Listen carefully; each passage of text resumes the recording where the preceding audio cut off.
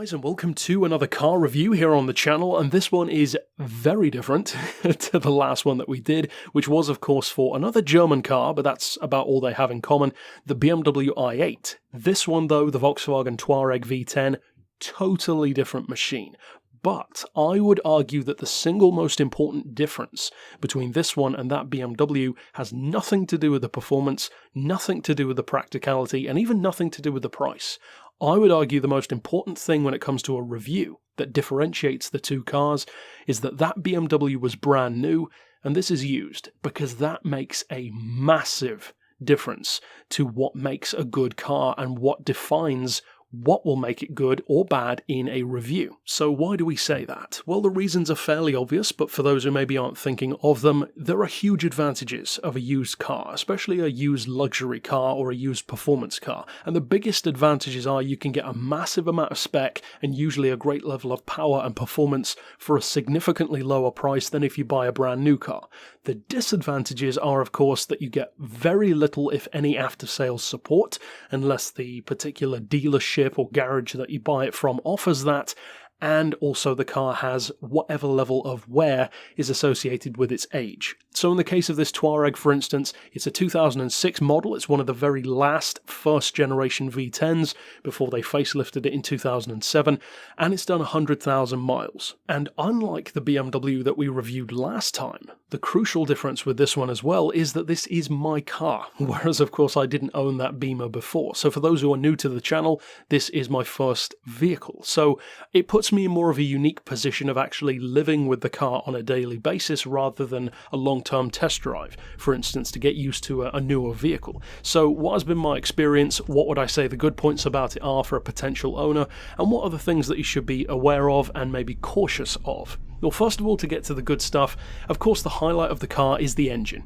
You could buy any Touareg if the engine does not matter, and for that matter you could get any SUV. You can find cheaper ones, you can find more expensive ones, newer, older, whatever the case may be. So if you are looking at a Touareg V10, chances are it's because of that engine. The 5 litre, technically a 4.9 twin-turbo diesel V10 puts out just under 310 horsepower, just over 550 pound-feet of torque, which is very impressive. The engine redlines at like 4,500 RPM, so it's a pure workhorse. Very lazy power and torque, which I personally love. And one of the most impressive things about this car's performance is that it actually feels a lot quicker than it technically is. 0 to 60 is like 7.5 seconds, a little bit quicker as you get the newer model, but that doesn't sound that great anymore. Even for an SUV, you're talking 3 or 4 seconds quicker than that in some cases by today's standards, with something like a big twin-turbo high-performance top-of-the-range model, which of course this was at the time,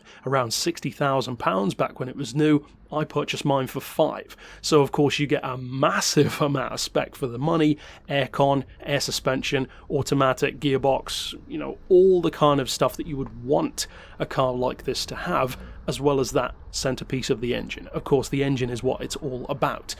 Now, as far as what that engine offers from a practicality point of view, not just performance, you can get reportedly about 35 miles per gallon from the engine.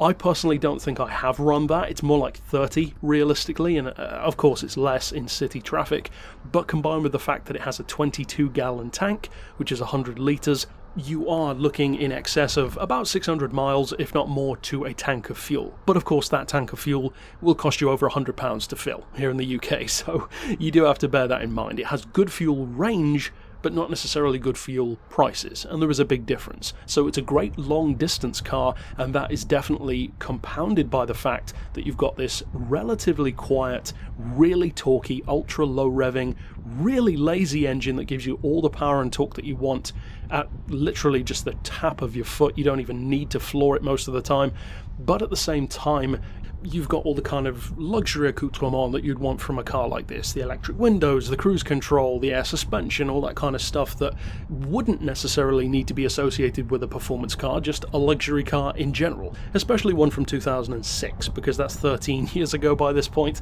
So of course there are some ways in which the car would show its age, and other ways in which I would say it holds up very, very well, as I mentioned in my announcement video when I bought the car. Well, the car definitely has them.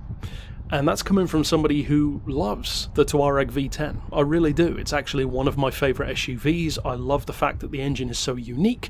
There is, as far as I'm aware, nothing else on the market like these Volkswagen V10s, and as far as memory serves, I believe only the Touareg and the Phaeton use this engine anyway.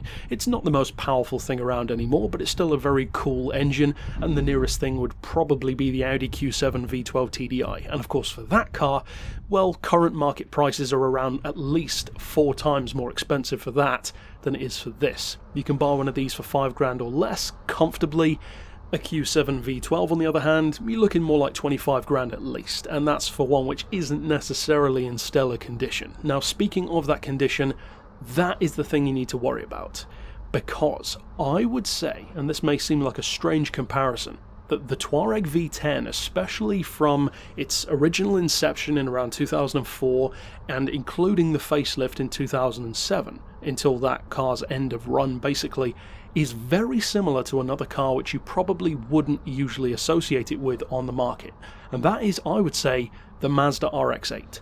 Now, why would you ever compare an SUV like this with a big twin-turbo diesel engine to a 2+2 sports car with a rotary engine? A petrol one, no less. Well, the reason why is this. Both of them have very unique approaches to performance. One is this crazy big twin-turbo diesel performance engine, and one is, of course, a rotary performance engine. They're both unique, and that comes with a lot of downsides. The primary one, of course, being fixing it if something goes wrong, and just like the Mazda RX-8, it has a lot to offer. The RX-8 looks good, sounds good, has great performance, and is surprisingly practical for a sports coupe. Likewise, the Touareg is fast, good-looking, powerful, and offers all the kind of practicality that you would want from a large luxury family car. However, just like the RX-8, there's a reason why they're cheaper, and that reason is a calculated risk.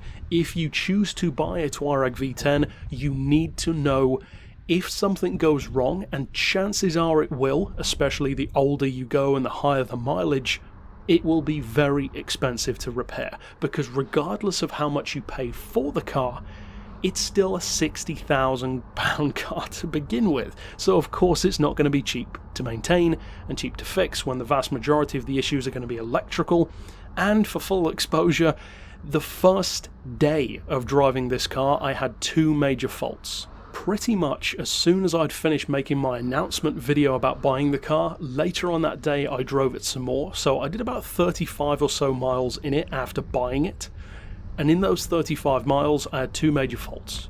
The handbrake had a fault, where the car thought that the handbrake was still on, or the parking brake when it wasn't still on. And the second, much more major issue is one which, at least at the time of releasing this video, I'm still waiting to get fixed. Thankfully, I'm not the one paying for it, the guy who sold me the car is, but that is that the air suspension broke. It decided to just dump all of its air, and the car is now riding as low as a Golf. So that is kind of disappointing. And that is a major understatement considering that it was my first car, I had so much love for it, and I won't lie, it has definitely tainted the experience for me. Because when you've done 30 miles and already had 2 major faults, and considering that mine had 100,000 miles, which is fairly low actually for a Touareg, most are at least 140,000, it's bad, let's be honest. That's why I say it's like the RX-8. When you buy a Mazda RX-8, it's cheap for a reason. Generally, it needs to have the engine serviced, maybe new rotor tips put in, and it's a regular thing. The maintenance is expensive, but for those who choose to go for a car like that, it's because it's your passion. And even with all of those downsides, it's still a practical, fast, good-looking, affordable car. You just have to know that calculated risk. So for me, for instance, I don't even know if I'm going to keep the Touareg ultimately, because as far as I'm concerned, it's currently on strike 2, and that's within 1 day of driving the thing. So if it has a 3rd strike, I'm just going to move on, which again I said I would do in that first video if anything did go wrong with it. Anything major, that is. Because at the end of the day, buying a really cool car for a low price is great, but when it comes to repairing the car, if the repairs cost almost as much as you paid for the vehicle in the first place, well then you have to decide if that's worth it to you. For some people it might be. I know some people like to buy 2 Touaregs and use one for parts. It's not a bad idea if you can afford it, because in its own way, it is a great car. It's just the reliability of a car of its age and complexity is the, I would say, only issue that it has. But it's a pretty big issue. So ultimately, if you do want a Touareg V10, I can certify from personal experience, it's a fantastic car when it's working properly. It looks fantastic, sounds great, goes like hell, and is very, very practical. However, when it breaks, you will hate it. So make that calculated risk decision and just decide if it's worth it to you. But that's it for my verdict on the Touareg V10. Of course, I'll see you guys next time, and for now, as always, thanks for watching.